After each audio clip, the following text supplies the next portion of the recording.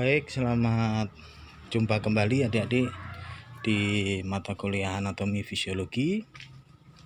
Kali ini saya akan melanjutkan penjelasan tentang sistem endokrin, dan saya akan fokus pada penjelasan tentang kelenjar pituitari atau disebut juga dengan kelenjar hipofisis.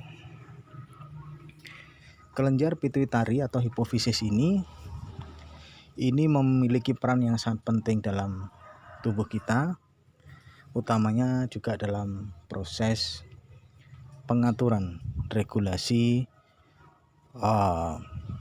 sistem endokrin. Saya ulas dulu sebelumnya ya.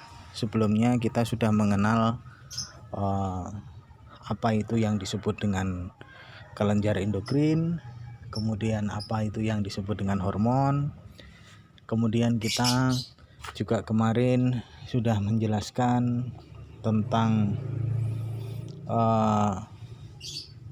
mekanisme kerja hormon yang disebut dengan umpan balik positif dan negatif ya. Kemudian kita juga sudah mengenal juga tentang bagaimana mekanisme kerja hormon terhadap proses fisiologis dalam tubuh kita yang disebut dengan aktivasi gen dan lain sebagainya. Nah, saat ini saya akan fokus ke kelenjar pituitari atau disebut dengan kelenjar hipofisis. Pituitari atau hipofisis ini dikenal sebagai master gland ya.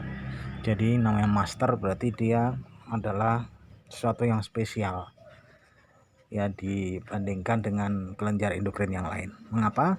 Karena satu kelenjar ini fungsinya adalah mempengaruhi kelenjar endokrin lain untuk memproduksi hormon tertentu ya. Jadi segala macam produksi hormon itu diinstruksikan melalui sinyal, di mana sinyal ini dikendalikan oleh pituitary gland atau hipofisis. Nah, letaknya ada di bagian bawah dari otak ya, bagian bawah dari otak atau di belakang mata ya, tepatnya di belakang mata ya, tapi utamanya di belakang otak. Dia sebenarnya bersambungan ya dengan organ otak gitu ya. Nah, letaknya di situ. Nah, ketika diperbesar lagi bentuknya seperti ini gitu ya. Nah, letaknya ada di sini ya. Dia menempati ruang khusus ya. Menempati ruang khusus. Nah, selanjutnya pituitary gland ini kita bagi menjadi dua, yaitu bagian anterior dan bagian posterior. Ya, lobus anterior dan lobus posterior. Kalau kita bicara anterior berarti dia bagian depan ya. Sesuatu yang berada pada ya di bawah mata, tempatnya ya di belakang mata tapi yang mengarah ke depan. Kemudian yang posterior adalah dia di bagian belakang. Nah, pembagian dua posisi ini nanti dibaca lagi ya tentang pembagian posisi anatomi, ada anterior, posterior dan sebagainya itu ya. Nah, ini berkaitan dengan hormon-hormon yang diproduksi ya gitu. Nah, kita lihat dulu yang lobus anterior ya, atau bagian depan dari pituitari. Ini memproduksi lebih banyak hormon ya dibandingkan yang ya di bagian depan ini ya, lobus anterior ya.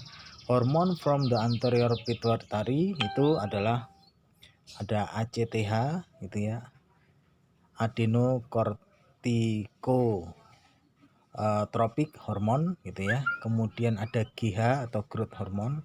Kemudian ada TSH, thyroid stimulating hormone. Kemudian ada LH, lutein hormone. Kemudian ada FSH, follicle stimulating hormone, dan ada prolaktin ya. Coba kita bandingkan dengan yang di bagian posterior. Yang di bagian posterior itu hanya ada dua, yaitu oksitosin dan juga yang disebut dengan hormon ADH gitu ya. Hormon from the posterior pituitary. Nah, sekarang kita yang di lobus anterior ya. Lobus anterior ini kita lihat coba ACTH, adenokortikotropik hormon ya. Dia mempengaruhi organ yang berada di bagian atas ginjal, yaitu disebut dengan organ adrenal di situ ya, adrenal korteks gitu ya. Nah, adrenal korteks ini adalah hormon endokrin, kelenjar endokrin juga ya, yang fungsinya adalah untuk memproduksi hormon adrenalin gitu ya. Nah, kemudian contohnya lagi TSH, thyroid stimulating hormone, ini diproduksi oleh lobus anterior. Kemudian TSH ini ya melalui mekanisme transport hormon seperti yang sudah saya jelaskan sebelumnya mempengaruhi organ yang disebut dengan tiroid ya untuk memproduksi hormon tiroid ya. Kemudian FSH ya, follicle stimulating hormone ya. Ini dan juga dengan LH, lutein hormone ya. Ini dua hal ini diproduksi oleh lobus anterior ya, yang tadi tempatnya di bagian bawah dari otak tadi. Kemudian dia mempengaruhi testis ya dan ovarium untuk memproduksi hormon-hormon reproduksi ya. Contohnya apa? Testosteron gitu ya. Kemudian ada hormon progesteron, ada hormon estrogen. Nah, itu semua diproduksi oleh testis dan juga oleh ovarium, tapi itu semua diproduksi berdasarkan sinyal yang dikeluarkan dari lobus anterior berupa hormon FSH, follicle stimulating hormone, dan lutein hormone. Nah, contohnya lagi ada hormon disebut dengan PRL itu ya, disebut dengan prolaktin ya, prolaktin atau PRL. PRL ini dikeluarkan oleh lobus anterior ya, pituitari anterior, kemudian dia mengirimkan sinyal kepada mammary glands atau kelenjar susu untuk mengeluarkan air susu ibu. Nah, itu ya. Semuanya dikondisikan dari lobus anterior gitu ya. Nah, untuk yang di kelenjar susu ini saya jelaskan sedikit bagaimana stimulasinya. Jadi ternyata ketika seorang ibu sudah melahirkan, baru saja melahirkan, kemudian bayi yang dilahirkan itu menangis ya, kemudian dia secara alamiah mencari puting susu dari ibunya, maka hal tersebut menstimulasi otak sehingga otak tersebut mengendalikan, mengkoordinasikan aktivitas biokimiawinya sehingga mempengaruhi hipofisis khususnya di bagian anterior untuk memproduksi hormon PRL, prolaktin ya. Kemudian prolaktin ini segera dikeluarkan melalui pembuluh darah, kemudian ditangkap oleh reseptor yang ada di kelenjar susu sehingga proses produksi air susu ibu itu berlangsung gitu ya. Kemudian ada growth hormone ya atau GH ya.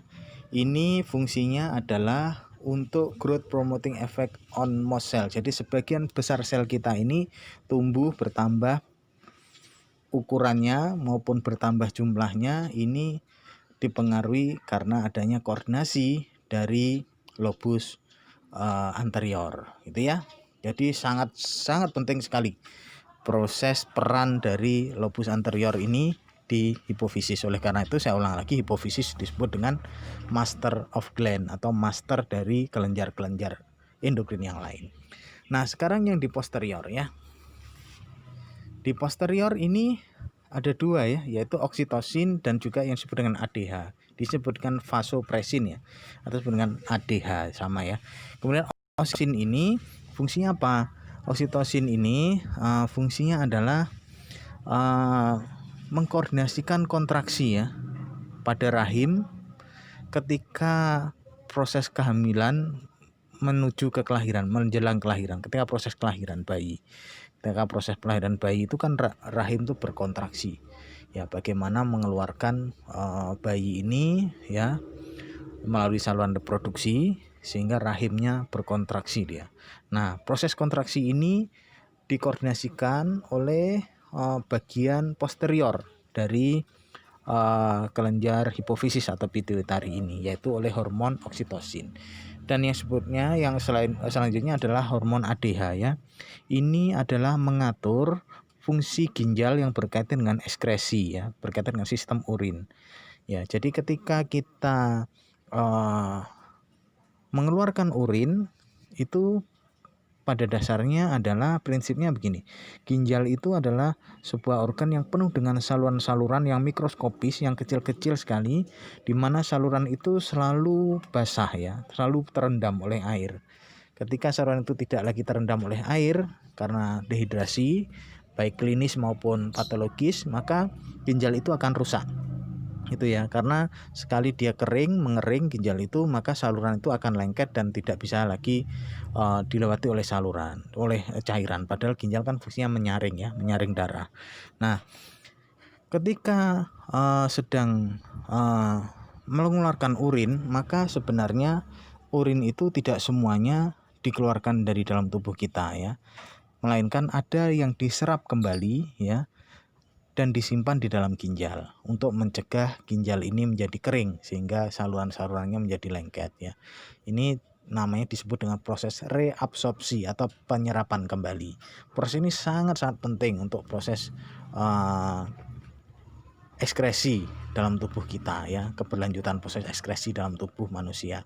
Sehingga proses reabsorpsi ini dikendalikan oleh yang disebut dengan ADH atau antidiuretik hormon. Ini semua dikendalikan oleh hipofisis hipofisis ya, atau pituitari bagian posterior atau bagian belakang. Itu ya adik-adik. Untuk lebih jelasnya adik-adik bisa sambil juga membaca buku dari Ethel Sloan ya, kemudian di informasi yang saya berikan ini ditindaklanjuti lagi, diperdalam lagi. Baik, selamat sore, mudah-mudahan bermanfaat.